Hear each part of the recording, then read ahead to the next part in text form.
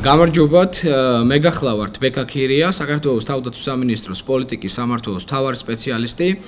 ჩვენი დღევანდელი სპეციალური ბრიფინგი შეეხება თავდაცვის სამინისტროში არსებულ მწვავე პრობლემებს, რაც არ გვაძლევდა იმის საშუალებას, რომ მდუმარედ ყოფილიყავით, შევუგუებოდით არსებულ მძიმე მდგომარეობას, რადგან ეს საკითხები პირდაპირ ეხება ქვეყნის თავდაცვასა და უსაფრთხოებას. მინდა ხაზი გაუსვა, რომ დიდი ბრიტანეთში განათლების მიღების შემდგომ საქართველოში დავბრუნდი 2013 წელს, რათა ჩემს ქვეყანას გამოდგომოდი და მონაწილეობა მიმეღო ქვეყნის აღმშენებლობის პროცესში. აღნიშნული ხელმძღვანელობის პერიოდში შეუძლებელი იყო, რომ თვალი დაგვეხუჭა იმ მავნე საბჭოურ პრაქტიკაზე, რომელიც ყოველდღე ხორციელდებოდა სამინისტროში, რაც მოიცავს მასიურ დონეზე კონკურსების გაყალბებას და ვაკანსიებზე ახლობლების დანიშვნას შიდა ჩაწყობის სქემების გამოყენებით. საზოგადოებას მინდა გავაცნო ის ნეპოტისტური სქემები თუ როგორ ინიშნებოდა არაკანონიერად უამრავი ადამიანი, რამაც დააზარალა საქართველოს მოქალაქეები, სტუდენტები და ახალგაზრდა პროფესიონალები. არსებული ხელმძღვანელობის პერიოდში ხდება ეს ყველაფერი. დიახ. წარმოადგენ რამდენიმე სქემას, რითაც ხდებოდა ჩაწყობები და ვაკანსიების გაყალბებები. პირველი სქემა იყო ყალბი კონკურსის სახით, როგორც მოგეხსენებათ, არსებული სქემებიდან გამომდინარე, კონკრეტულ პოზიციაზე წინასწარ შერჩეული ადამიანის დანიშვნამდე, რომელიც საერთოდ ვერ აკმაყოფილებდა კანონით დადგენილ მოთხოვნებს, საქართველოს თავდაცვის სამინისტროს საკვალიფიკაციო მოთხოვნათა ნუსხიდან სამინისტროს შიდა საფუძველზე ფარულად ხდებოდა საკვალიფიკაციო მოთხოვნების ამოღება. მაგალითისათვის, არსებული საკვალიფიკაციო მოთხოვნები განსაზღვრავდა კანდიდატის ინგლისური ენის ცოდნას, დარგობრივ სამუშაო გამოცდილებას და უმაღლეს განათლებას და ასე შემდგომ. აი, მე მინდა მედიას ვაჩვენო კონკრეტული ბრძანება. მინისტრის მოვალეობის შემსრულებელი დავით ებრალიძე აწერს კონკურსის წინა პერიოდში, თუ როგორ ხდება კონკრეტულ ვაკანსიებზე მთლიანად საკვალიფიკაციო მოთხოვნების ამოღება, სანამ კონკურსი ჩატარდებოდა კონკრეტულ ვაკანსიაზე. ახლა ჩავშლი ახსნით, თუ როგორ გრძელდებოდა აღნიშნული ტენდენცია. საქართველოს მოქალაქეები, სტუდენტები და ახალგაზრდა პროფესიონალები, რომლებიც საჯარო სამსახურის ბიუროს საიტზე ნახულობდნენ ვაკანსიას, მათ ხვდებოდათ ამოუღებელი ძველი სახით არსებული საკვალიფიკაციო მოთხოვნები, რომლებიც რეალურად სამინისტროში დაბრძანების საფუძველზე აღარ არსებობდა. შესაბამისად, არარსებულ საკვალიფიკაციო მოთხოვნებზე დაყრდნობით კონკურსანტებს უარი მისდიოდათ კონკურსის პირველ ეტაპზე გასასვლელად, რომლებიც სამინისტროს განმარტებით ვერ აკმაყოფილებდნენ რეალურად უკვე არსებულ საკვალიფიკაციო მოთხოვნებს. საბოლოოდ გასაუბრების შედეგად წინასწარ შერჩეული კანდიდატი, რომელიც არც ერთ საკვალიფიკაციო მოთხოვნას ვერ აკმაყოფილებდა, ინიშნებოდა მხოლოდ ჯადოსნური გასაუბრების საფუძველზე და სხვა განაჩენ კანდიდატებს ეძლეოდათ დაუსაბუთებელი უარი. მეორე სქემა ითვალისწინებდა მოვალეობის შემსრულებლის უკონკურსოდ დანიშვნას და შემდგომ დაწინაურებას. მაგალითად, ამ სქემით სამინისტროში ჯერ კიდევ კონკურსის გარეშე მოვალეობის შემსრულებლად ინიშნებოდა ათობით თანამშრომლები, რომლებიც ვერ აკმაყოფილებდნენ ასევე საკვალიფიკაციო მოთხოვნებს. გამიზნულად ის პირები ინიშნებდნენ, რომლებიც მოგვიანებით ჩემს მიერ ზემოთ აღნიშნული პირველი სქემის გამოყენებაზე მაღალ პოზიციებზე უნდა განაწილებულიყვნენ. პირველ ეტაპზე ყოველგვარი კონკურსის გარეშე მოვალეობის შემსრულებლად ინიშნებოდნენ, შემდგომ უკვე რამდენიმე თვლის გასვლის შემდგომ აცხადებდნენ კონკურსს პირველი სქემის გამოყენებით, სადაც რა თქმა უნდა კონკურსში მოვალეობის შემსრულებლები იმარჯვებდნენ სხვა კანდიდატებთან მიმართებაში. მე შევეხები ახლა დაწინაურების მეთოდოლოგიას, თუ როგორ ხდებოდა ასევე მაღალ თანამდებობაზე დაწინაურების მეთოდები. მას შემდგომ რაც კანდიდატი მოვალეობის შემსრულებიდან გაივლიდა პირველ სქემას, ანუ ყალბი კონკურსის სახით, როგორც გაჩვენეთ ამ დოკუმენტზე, დაინიშნებოდა კონკრეტულ პოზიციაზე, ანუ უკვე ხდებოდა ეგრეთ წოდებული გათეთრება, როგორც კონკურსით დანიშნული ადამიანის, რომელსაც რეალურად არანაირი კონკურსი არ ჰქონდა გავლილი. მოგვიანებით უკვე იწყებოდა ეგრეთ წოდებული ბიოგრაფიის შექმნა იმისთვის, რომ აღნიშნული კანდიდატი მაღალ თანამდებობაზე დაწინაურება შესაძლებელი გამხდარიყო. ამ შემთხვევაში ისევ კანდიდატის საკვალიფიკაციო მოთხოვნების არ ქონის პრობლემის გამო, რადგან საკვალიფიკაციო მოთხოვნების თანახმად იმისათვის, რომ საერთოდ გამოუცდელი კადრი დაინიშნოს მენეჯერულ პოზიციაზე, ეს საჭიროებოდა მინიმუმ ერთწლიანი მენეჯერულ პოზიციაზე მუშაობის გამოცდილება. შესაბამისად, მეორე სქემის საფუძველზე ხდებოდა ისევ მოვალეობის შემსრულებლების რანგში კანდიდატის უკონკურსოდ დანიშვნა. მაგალითად, უფროსი სპეციალისტიდან გაყოფილების უფროსად ინიშნებოდა კადრი ჯერ პირველი, შემდგომ მეორე სქემის გავლით, ხოლო საბოლოოდ 3 თვის მუშაობის გასვლის შემდგომ, რაც ასევე დიდი დარღვევა არის, რადგან როგორც ზევით აღნიშნე საკვალიფიკაციო მოთხოვნების მიხედვით ერთწლიან მენეჯერულ პოზიციაზე მუშაობის გამოცდილება არის საჭირო. შედეგად უკვე მისი გათეთრება ეგრეთ წოდებული ხდებოდა ისევ პირველი სქემის ყალბი კონკურსის გამოყენებით, რაც ზემოთ უკვე აღნიშნეთ და შევეხე კონკრეტულად. საბოლოოდ ღებულობდით პროდუქტს ახალი მაღალი თანამდებობის მქონე კაცს, რაც ამგვარი მექანიზმებით იყო მიღწეული. მეტი ინფორმაციისათვის, რომ ჩემი უტყუარობა ჩანდეს, სამინისტროში ამ სქემის გამოყენებით ერთი და იმავე პიროვნების სხვა თანამდებობაზე გადანიშვნა ხდებოდა, რაც ჩვეულებრივი კარიერული კარუსელი იყო. დაწინაურების მეორე მეთოდის გამოყენება ხდებოდა უკვე შიდა აქტის საფუძველზე, სადაც დგებოდა აქტი უბრალოდ ფორმალურად, არც ვიცით ესწრებოდა იმ აქტის მსვლელობისას ან შედგენისას კონკრეტული თანამდებობის პირები თუ არა, რადგან კონკრეტული ადამიანის სხვადასხვა კომპეტენციებისა და მიღწევების გამო უნდა დაწინაურებულიყო. ესეთ რაღაცას ამბობდნენ, ხელს აწერდა ამ დოკუმენტზე სხვადასხვა თანამდებობის პირი და კანდიდატი ავტომატურად ინიშნებოდა მაღალ თანამდებობაზე შიდა დაწინაურების საფუძველზე, რაც რეალურად სრულიად დაუსაბუთებელი იყო მიკერძოებული სუბიექტური და ფავორიტიზმზე დაყრდნობილი პრინციპებით შერჩეული. საბოლოოდ მეტი თვალსაჩინოებისთვის არსებული ხელმძღვანელობის პერიოდში ფაქტიურად არ ჩატარებულა არც ერთი ღია, საჯარო, გამჭვირვალე, მიუკერძოებული დასავლური ტიპის კონკურსი მთელი რიგი უმრავლესი თანამშრომლობის არსებული ხელმძღვანელობის პერიოდში დაინიშნენ ჩემს მიერ ზემოთ გამოყენებული და აღნიშნული სქემების მიხედვით. ასევე მინდა ხაზი გაუსვა იმ მნიშვნელოვან დეტალებს, რომ ჩემი სამინისტროში მუშაობის დროს ამ ხელმძღვანელობის პერიოდში შემექმნა მთელი რიგი პრობლემები იმის გამო, რომ მიწვევდნენ საერთაშორისო კონფერენციებზე, მაგალითისთვის ვარშავის უსაფრთხოების ფორუმის ლიდერი გავხდი, გლობალურ 18 ლიდერს შორის, უსაფრთხოების ლიდერს შორის, რის შედეგადაც ჩემზე დაიწყო ადმინისტრაციული დევნა, რაც ითვალისწინებდა იმას, რომ ბატონი გიორგი შაიშმელაშვილი, რომელიც არის ჩემი დეპარტამენტის უფროსი, მისი დავალებით მოხდა ჩემს წინააღმდეგ ყალბი ცრუ დოკუმენტების შექმნა, რაშიც მონაწილეობდა ბატონი ირეკლი იმერილიშვილი და მინდა ჟურნალისტებს თქვო, რომ გაიგონ და ნახონ მისი წარსული, საიდან მოდის ეს ადამიანი და რა მიღწევები ჰქონდა მსგავსი ადმინისტრაციული დევნის საკითხებში წინა წლებში. არსებული მდგომარეობით მათ შექმნეს ჩემზე ცრუ დოკუმენტები და ისევ, იმიტომ რომ მე მქონდა საერთაშორისო ასპარეზზე უამრავი მიღწევა, მათ შორის საერთაშორისო გამოცემებში ანალიტიკური დოკუმენტების ბეჭდა ამერიკულ წამყვან ჟურნალებში, ევროპულ წამყვან ჟურნალებში, მაგალითად National Interest, European Defense and Security Magazine და ასე შემდგომ. წელს ვიყავი მაგალითად EUTHOS დიპლომატიური აკადემიის კურსდამთავრებული, სადაც ჩემი მიწვევა მოხდა ასევე როგორც მთავარი სპეციალისტისა. შესაბამისად, როგორც დასავლეთში განათლებული კადრი, მიუღებელი ვიყავი მთელი ამ დროის ხელმძღვანელობის გამო სამინისტროში და ჩემზე აღძრეს გენერალურ ინსპექციაში სრულიად შეთითხნული საქმე, რომლის საფუძველზე, როგორც მე აღნიშნე, საკონკურსო სქემები, იმისათვის, რომ ჩემს თანამშრომლებს, ჩემს წინააღმდეგ მიეცათ ჩვენებები, მოხდა მათი ხელოვნური დაწინაურება. თქვენ უნდა ნახოთ თანამშრომლთა რაოდენობა მთელი სამინისტროს. მე ვმუშაობ თავდაცვის სამინისტროში და ვაგრძელებ თავდაცვის სამინისტროში მუშაობას, რადგან ეს არის ჩემი ქვეყანა, მე აქ დავბრუნდი და არ მესირცხვილება სხვებისგან განსხვავებით ქვეყნის დატოვება და სხვაგან ცხოვრება, მე აქ დავბრუნდი დიდი ბრიტანეთიდან იმისთვის, რომ ქვეყანას გამოვდგომოდი და მიმეღო და მქონოდა ის წვლილი, რასაც ქვია ქვეყნის აღმშენებლობა.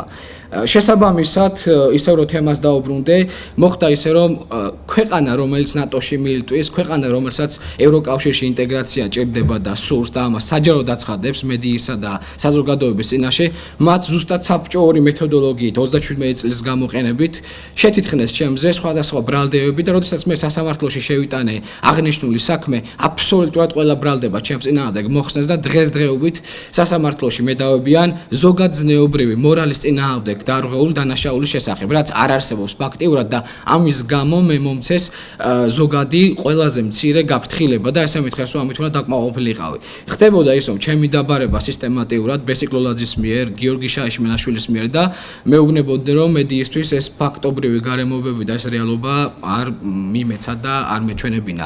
სანაცვლოდ პირდებოდნენ, რომ სამინისტროში დავრჩებოდი და ვიმუშავებდი და ეს სასამართლოში ყოფილიყო ეს საქმე. შესაბამისად, დღეს მე ვთვლი, რომ ქვეყნის უსაფრთხოება, თავდაცვის სამინისტროს პრობლემები არის ძირეული პრობლემა, რაც საზოგადოებას ამუშავებს და ჩვენი ქვეყნის უსაფრთხოების გარანტორია. მე ვთვლი, რომ ეს არის საგანგაშო ტენდენცია და აუცილებელია, რომ დაიწყოს თავდაცვის სამინისტროში ძირეული ამ პრობლემების გადაწყვეტა სხვადასხვა დასავლური ტიპის პრაქტიკული გამოყენებით რეფორმების იმპლემენტაციით. აუცილებელია მოხდეს ამ არაკვალიფიცირებული საერთოდ დარგობრივად არ შეესაბამებიან, ყავს ისტორიკოსები, ყავს გეოგრაფიის კადრები, ყავს ფიზიკოსები, ყავს ქიმიკოსები და ასე შემდგომ, რომლებიც აკეთებენ ისეთ დავალებებს და ისეთ პოზიციებზე მუშაობენ, საერთოდ წარმოდგენა არ აქვს და ქვეყანა მიდის არასწორი განვითარებისკენ. ეს მე ძალიან დიდი თხოვნით მიმართავ საზოგადოებას, პოლიტიკოსებს, ჩვენს საზოგადო მოღვაწეებს, რომ ჩემი განცხადება მხედველობაში იქონიონ და მოხდეს რეაგირება, მხარდაჭერა ამ პრობლემების სწრაფი და დაუყოვნებლივ გააზრდისათვის. დიდი მადლობა. მოგესალმებით, მადლობას მოგახსენებთ, რომ დაინტერესდით აღნიშნული საკითხის და არსებული მძიმავი ვითარებით, რაც არის შექმნილი თავდაცვის სამინისტროში და მე ვიტყოდი ზოგადად საჯარო სამსახურში. თქვენ იცით, რომ 2017 წლიდან საჯარო სამსახურის ბიუროს ინიციატივით იგეგმება საჯარო სამსახურის რეფორმა, თუმცა ეს მხოლოდ ფურცელზე დაწერილი, ესე ვთქვათ, იდეალისტური ნარატივია, რომელსაც სამწუხაროდ რეალურ ცხოვრებაში ჩემი აზრით და ჩემი კოლეგების აზრით, ჩემი თანამოაზრეების აზრით განხორციელება არ უწერია, რადგან 2017 წელი უკვე ახლოვდება, მაგრამ ქმედითი ნაბიჯები არ არის განხორციელებული. მე გახლავართ მარიამ თაყაიშვილი, მუშაობ თავდაცვის სამინისტროს სტრატეგიული კომუნიკაციების დეპარტამენტში უკვე 1 წელია, ხოლო თავდაცვის სამინისტროში მუშაობ 2013 წლიდან. მიუხედავად ამ მოკლე პერიოდისა, მე ვარ სრულიად აღშფოთებული იმ 1 წლის, ამ ბოლო 1 წლის მანძილზე განხორციელებული იმ უკანონობით და საჯარო მოხელეების არათანაბარი მოპყრობით, რაც ხორციელდება სწორედ თინა ხიდაშელის მმართველობის პერიოდში.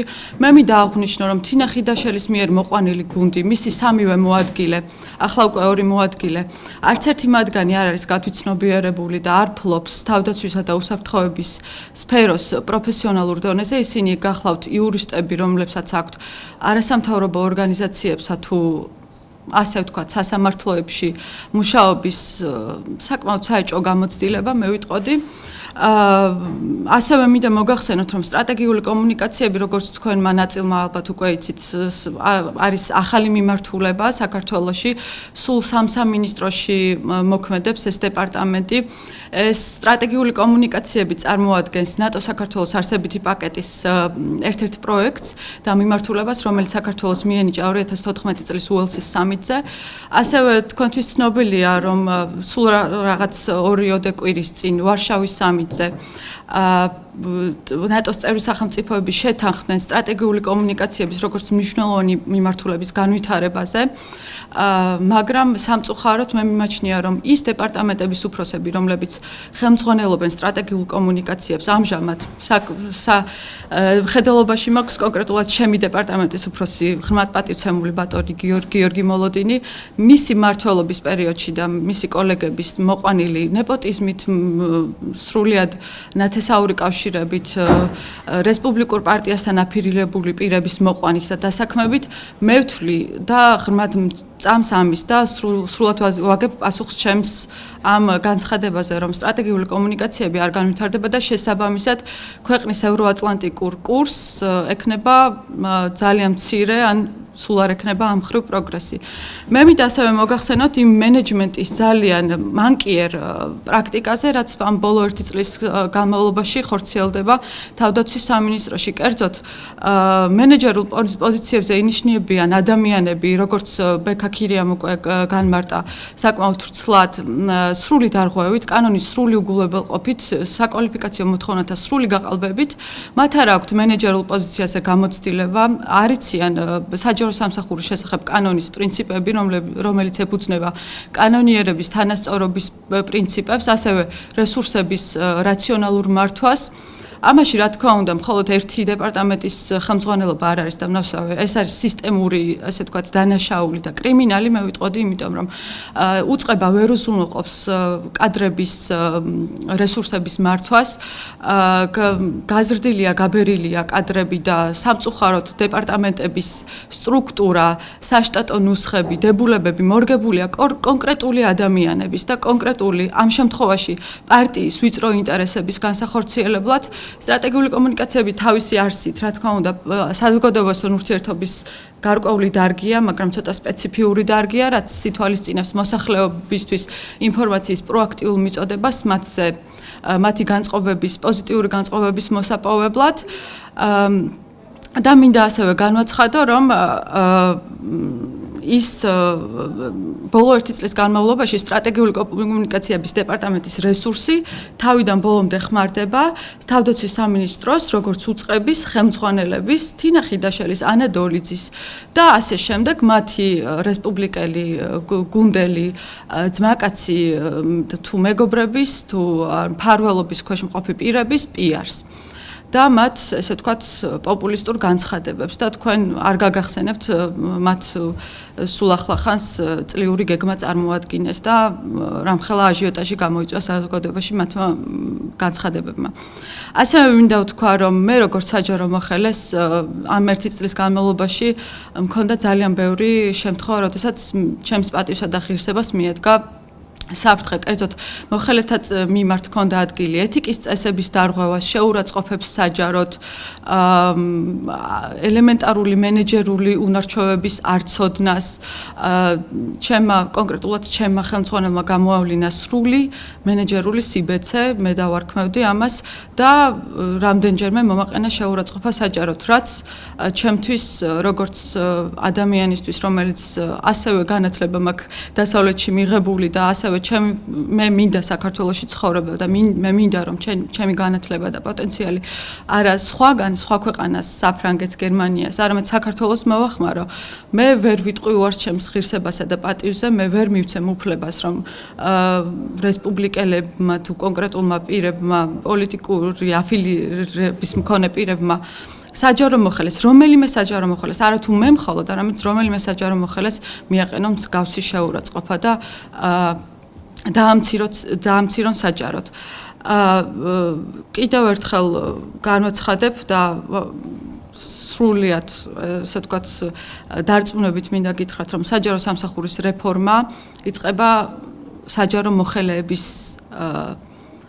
საკუთარი თავის ცვლილებით, ანუ ჩვენ კანონი შეიძლება შევცვალოთ, ჩვენ საქართველოს შეიძლება იამაყოს იმითი, რომ ძალიან ბევრი საერთაშორისო ხელშეკრულება გვაქვს რატიფიცირებული და ჩვენი კანონმდებლობა ჰარმონიაში, ასე ვთქვათ, საერთაშორისო სამართლის პრინციპებთან და ზოგადად კონსტიტუციასთან, მაგრამ თუ ეს რეალურ ცხოვრებაში არ განხორციელდა, ჩვენი ქვეყანა და თავდაცვის სამინისტრო ამ შემთხვევაში წინ ვერ წავა და ჩემი აზრით ესეთი უღირსი ადამიანები, როგორიც არის თინა თინხიდაშვილი და მისი მთელი გუნდი არ უნდა ემსახურებოდნენ ისეთ ღირსეულ საქმეს და არ უნდა ემსახურებოდნენ საქართველოს შეიარაღებულ ძალებს, რომლებიც ყველამ ვიცით, მედიამაც და რა თქმა უნდა საზოგადოებამაც, რომ საზოგადოების ძალიან დიდი ნდობით სარგებლობს. ასე რომ სტრატეგიული კომუნიკაციების როგორც ერთ-ერთი უმნიშვნელოვანესი პროექტის მართვა, როგორც ხედავთ არის აი ამ ადამიანების ხელში ამჟამად, რაც არის სრულიად მიუღებელი და დაუშვებელი და უნდა შეწყდეს ეს მიდგომა და ეს საბჭოური მეთოდებით უწყების და უწყებაში მომუშავე საჯარო მოხელეების მართვა. საჯარო მოხელეებს არ უნდა ეშინოდეთ ხელმძღვანელობის ცვლილების, საჯარო მოხელე უნდა კონცენტრირებული იყოს ძირეულ რეფორმებზე, უწყებისთვის მნიშვნელოვან პრიორიტეტებსა და მიზნებზე და ყოველ წელს მინისტრის ცვლილებასთან ერთად არ უნდა იცვლებოდეს სტრატეგიები, კონცეპტუალური დოკუმენტები და ზოგადად კურსი, რომელსაც მიყვება თავდაცვის სამინისტრო, ყველა უწყება და ზოგადად საქართველო. გმადლობთ ყურადღებისთვის. დიახ, ამასთან დაკავშირებით მინდოდა და უბრალოდ გამორჩა ეს რომ მეხსენებინა. ძალიან კარგი კითხვა და სწორი შენიშვნა არის, უბრალოდ ამ 1 წლის განმავლობაში მინდა მოგახსენოთ, რომ ჩემს მიმართ დეტალურად უკვე არ ჩავყევი, მაგრამ ჩემს მიმართ ხორციელდებოდა საკმაოდ დიდი ზეწოლა. კერძოდ თვითონ ხელმძღვანელობის მხრიდანაც და ხელმძღვანელობა ასევე სხვა უწყებების მეშვეობითაც კონკრეტულად სპეციალური სახელმწიფო უსაფრთხოების სამსახურის მხრიდან მე უბრალოდ ჩემი მხრიდან როგორც მარიამ თაყაიშვილის პოზიცია იყო ესეთი, რომ მე ვიმედოვნებდი და ვიყავი ოპტიმისტურად განწყობილი, რომ ეს პრობლემები მოგვარდებოდა, თუმცა ამან პირიქით შეიძინა სისტემატიური ხასიათი და მოგვიყვანა აქამდე. დიახ, გენერალურ ინსპექციას მივმართე წერილით და არ მაქვს დიდი იმედი რომ გენერალური თინა ხიდაშელის გენერალური ინსპექციის უფროსი ბატონი იმერლიშვილი ან გენერალური ინსპექცია ამ საკითხს მოაგვარებს, მაგრამ რა თქმა უნდა მე ყველა საჭირო საშუალება გამოვიყენე მათ შორის სამართლებრივიც, ანუ ზემდგომ ორგანოს, როგორც გენერალურ ინსპექციას მივმართე მე ამ კანონდარღვევებთან დაკავშირებით. კონკრეტულად რას მოითხოვთ? გამოიძიონ ეს საქმეები? კონკრეტულად მოვითხოვ, რომ ეს საკითხი დაუყოვნებლივ იქცეს პოლიტიკური პარტიების, მედიის, დიპლომატიური კორპუსის და ყველა იმ ექსპერტის, ვინც საქართველოში მოღვაწეობს ხედველობაში, ვინც მუშაობს თავდაცვისა და უსაფრთხოების საკითხებზე, მათ არ ქონდეთ ილუზია, რომ აი სადაცვის სამინისტროში ბოლო 1 წელი იყო იდეალური და ყველაფერი გვაქვს იდეალურად და მივდივართ ნატოსკენ და ვარშავის სამიტიდან თურმე ჩამოვედით ძალიან კარგი შედეგებით და ყველა ჩვენი მოლოდინი გამართლა, როგორც ამას თავდაცვის მინისტრი აცხადებს. უბრალოდ ჩემი პოზიცია როგორც საჯარო მოხელის არის ის, რომ არა მარტო ქვეყნის საგარეო პრესტიჟზე, არამედ ქვეყნის შიგნით მომუშავე ადამიანებზე, შიდა ესე ვთქვათ რეფორმებზე, ხელისუფლებამ და კონკრეტული უწყების ხელმძღვანელებმა უნდა გააკეთონ ძალიან დიდი აქცენტი და ამას უნდა მიაქციონ ყურადღება, იმიტომ რომ ჩვენით იწყება განვითარება.